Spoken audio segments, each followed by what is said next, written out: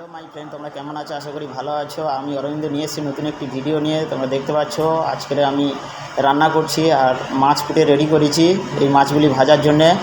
এখন আমি প্রস্তুতি নেব। আর তার আগে আমি হাঁড়ি করে ভাত রান্নার জন্য তুলে দিয়েছি, তোমরা দেখতে পাচ্ছ সেই ছবি।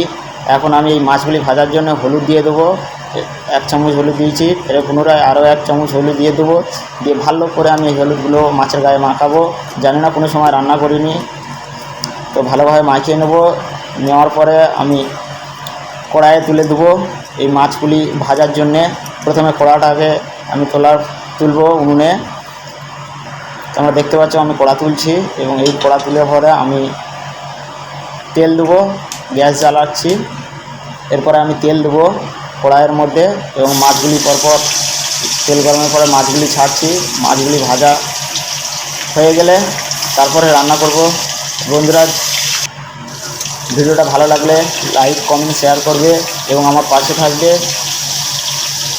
এবং যারা যারা আমার এই চ্যানেলটি সাবস্ক্রাইব করেনি তারা আমার এই চ্যানেলটি সাবস্ক্রাইব করে দেবে, যাতে আমি নতুন নতুন ভিডিও তোমাদের দেখাতে পারি। টাটা, ভালো থাকবে।